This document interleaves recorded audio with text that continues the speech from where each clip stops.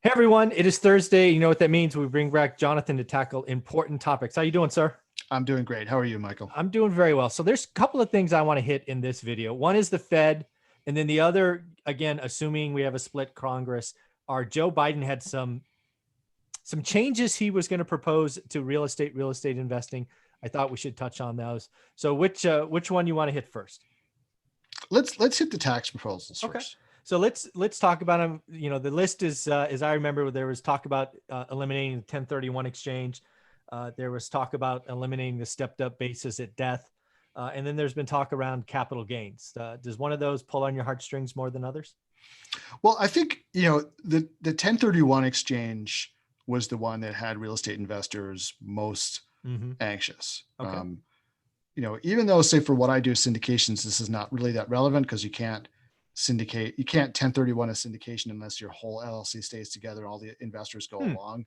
So it's not, it doesn't really touch my world as much, but it is an important topic for real estate investors. It feeds into their calculations of what deals, I've used it many times. What deals are worth, exactly. And it really does help you build wealth by allowing you to kick that can down the road. And the complement to it is the stepped up basis on death, right? Because Agreed. you can basically, I think a lot of people mistakenly think of 1031 as a get out of jail free card where you don't have to pay the tax anymore. You're only deferring the tax. You're not wiping the tax obligation away. But what happens is when you die, your estate goes through probate, right? And even if you don't pay estate tax because you're below the threshold, you're deemed to have paid tax on it. And so all that tax is paid, even though you fall below the threshold, or if you go above the threshold. If you're lucky enough to be having an estate of more than $11 million, you pay some estate tax. That wipes out your obligation, and your heirs get it with a stepped up basis, which means that, let's say, you bought it for $1 million, it's worth 10 when you die. Rather than having $9 million of gain, your heirs take it at 10. They can sell it the next day for 10 and pay zero tax because they have zero gain. Yep. So that is a big thing for real estate investors too, who are thinking about handing off to their children. So both of these things were on the table in Joe Biden's tax proposal, and they will be, and they will pass the House of Representatives, right? No doubt. I mean, I believe that they will. Sure. That he's gonna make his tax plan, within the first month probably of being in office, and sure, some things will get negotiated even in the House, but it'll pass the House largely intact, and then it'll just be DOA in the Senate, right? It's not going anywhere in the Senate unless the Democrat, and actually I want to say, even if the Democrats wind up with 50 senators, my belief is it does not pass the Senate, right? Because I just don't, because you've got conservative Democrats in the Senate, you've got people who own real estate in the Senate. I mean, it's just not, and the thing is, 1031 has been around forever, right? So I just don't see this as being something that goes away, especially, I mean, if you can imagine the full court press that the real estate industry will put on Congress to save it. I just can't imagine how this goes away. But if the Republicans retain the Senate, as looks very likely, then I think that, for optics and politics purposes, Biden will propose it. It'll pass the House. They'll make a big stink of it, and the Republicans will kill it. And then there'll be a lot of finger pointing, and everyone will make as much political hay out of it as they can, but it won't go anywhere. So real estate investors, my call is your 1031 is safe. Your stepped up basis is safe, and the capital gains tax, same thing applies to all this. It's also, nothing's going to happen. Now there are other things you react, and then there's some other things I want to talk about.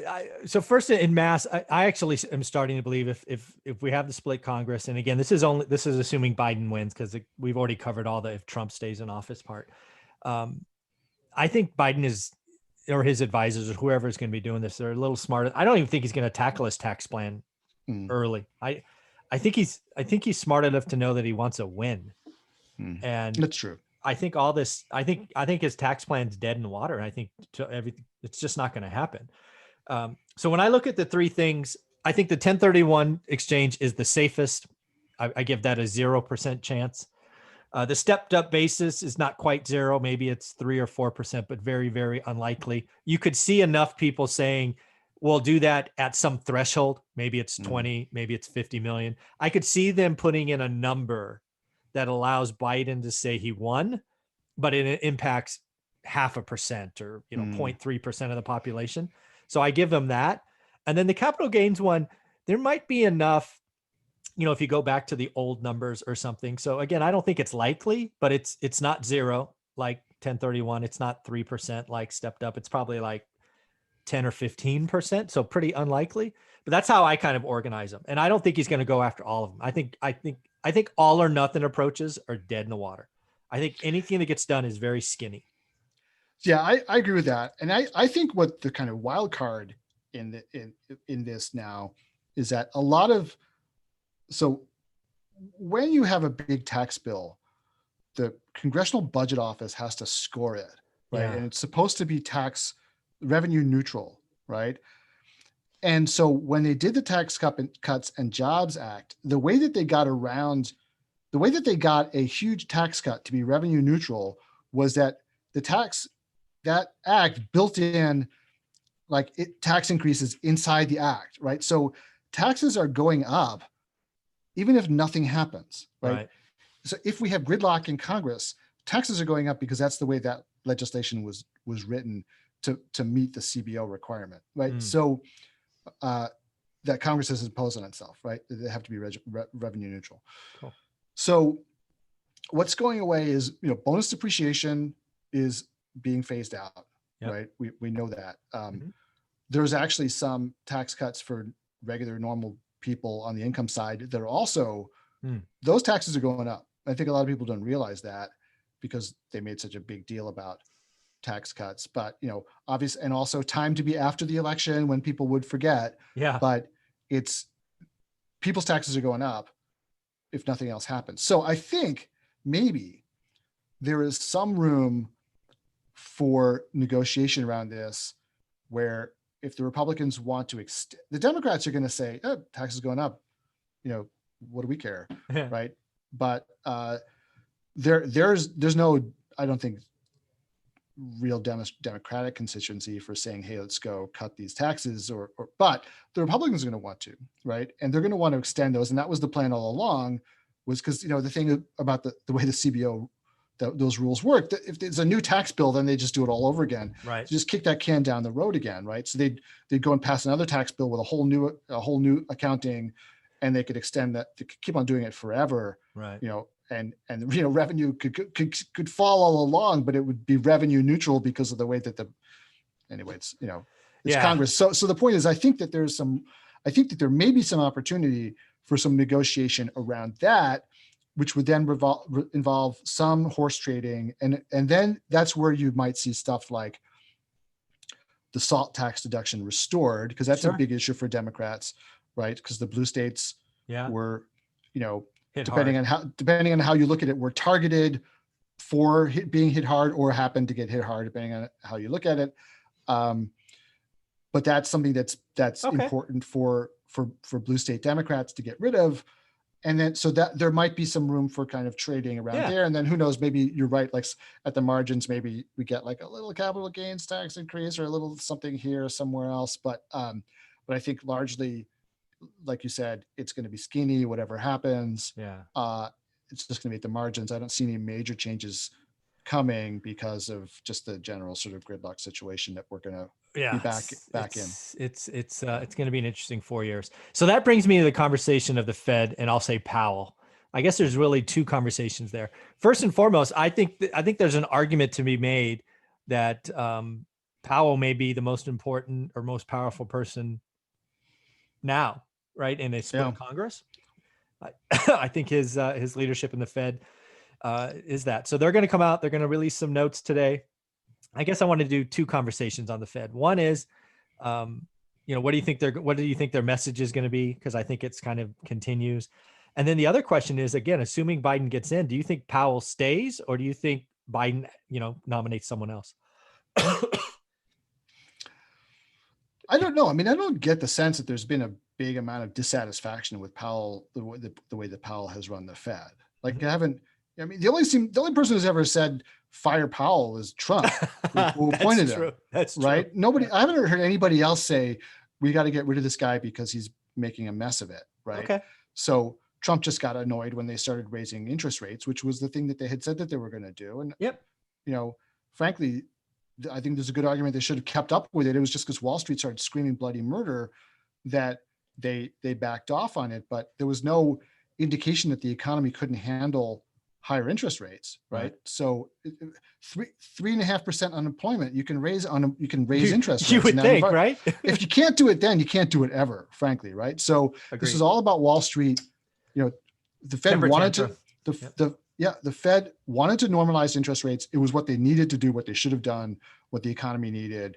But Wall Street runs stuff, and they don't care about the rest of us. So they caused that to stop. But other than that, like I think he'll stay. I think he'll serve out the rest of his term, and maybe even get renominated. I mean, I just haven't heard anybody calling for his head. Yeah, I think you're right. I mean, again, he was the one person negotiating with good faith with the Democrats, Nancy specifically. Oh. It's pretty well known that Nancy and Trump haven't spoken in over a year. So yeah, I think you're right. I think he is generally respected, and yeah, I think he sticks out his term, and I think there's a good chance he gets renominated. I agree. Yeah, I think that could happen. So then what do they do? I mean, look, I think Powell now is in a kind of an unenviable situation, because he's been very publicly out there saying the Fed has done all it can do, and help me. We need to pass stimulus. That's what the economy needs. And now we're in a situation where I think you and I think stimulus is going to happen by the end of the year, but there's no guarantee. No guarantee that this is going to happen. And if it doesn't get passed by the end of the year, I think the chances get less. So then Powell is, then the Fed has got to start coming up with, like, God knows what none of it sounds good to me. Negative interest rates, or more quantitative easing, or loaning to small mom and pop businesses, or buying whatever. stocks, or like intervening in the markets, or just none of it sounds appealing. Monetizing the debt, modern monetary theory, like all these, none of this sounds like a good option to me. But I think that they may have no choice, though, and that if Congress can't act, scary.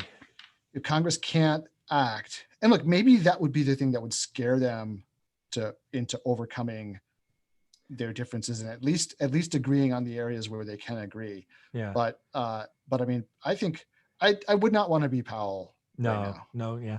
This is what I think is going to happen. Again, we don't have a decision yet about the presidency. I think the Fed chair in general wants to stay non-political. So I think any message that comes today is very low key, almost nothing. Doesn't want to create any waves, right? He wants to wait.